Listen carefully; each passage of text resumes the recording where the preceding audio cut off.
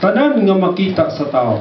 Ang tao sa dihang nagbuhat gyud ang atong Ginoo sa tao. Ingon gid ang Ginoo nga nalipay gyud sa hilabihan nga kalipay. Ang Ginoo nagbuhat gid siyang tao para sa unsa. Gabuhat ang atong Ginoo aron gyud unta kasudlan sa pulong sa Dios. Ang guantes gibuhat sa sama sa kamot. Ang usa ka botilya gisudlan para sa unsa tao. Giingnan mo sa Dios nga sa panahon nga mokaon mo niini mamatay mo. Ang tao mga igsuon murag dali ragig kayong malukmay ang kasing-kasing. Sa pag-istorya daan sa ni Satanas, ang tao naigo gidayon ang iyang pagbati. Sa ato nga pagkinabuhi sa Ginoo, nagkinahanglan gyud ta nga duna gyud tay kinabuhi nga mokontak gyud ta sa Ginoo mga igsoon. Ang tao nakasala nitong panahon na, busa kay nakasala man, duna gyud mga paghinulsol mga igsoon.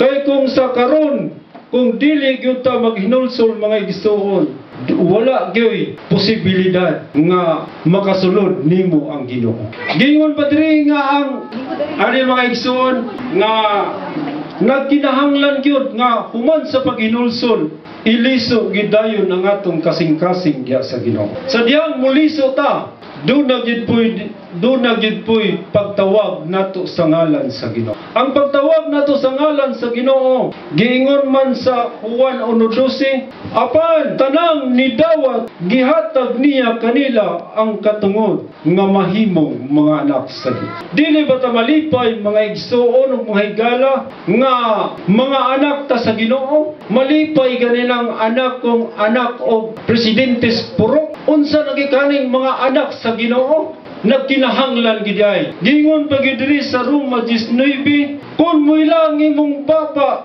si Jesus Ginoo nga motuo ang imong kasing-kasing nga gibanhaw siya sa Dios gikan sa mga minatay, maluwas ka. Ang ato ra gid ay pagtuo mga higalag mga igsuon. Mao ra gid ay nga maluwas ta. Asa nga klaseng kaluwasan man agrad? Maluwas ta mga higalag mga igsuon. Kanang gitawag nila linaw nga kalayo. Kaya ang Marcos nagingon sa dihang mutuo ta ug mudawat ta sa Ginoo, dili na ta malaglag mga higalag mga igsoon. Ang pagtuo gid ay ug pagdawat nato masipti na dayon ang atong kinabuhi diha gyud sa linong kalayo. Mga higalag mga igsoon, ang tao gani kung maghaling kung mapaso, moingon gani na siya sakit gyud kaayo. Unsa na kanang mga panahon na kung dili nato daan isipti ang atong kinabuhi diya sa Ginoo, do nagay posibilidad nga maapsantan ang mga higalang mga igsoon. Karong gabi una, ako gid mong danihon nga kining among gipadayag nga pulong sa Dios, wala kani bayad mga higalag mga igsoon. Kung mutuo lang ka ug mutawag ka sa ngalan sa Ginoo, dayon kay Ginoo, do na gyud dakong kaluwas sa diri ra ko taman ug daghang salamat.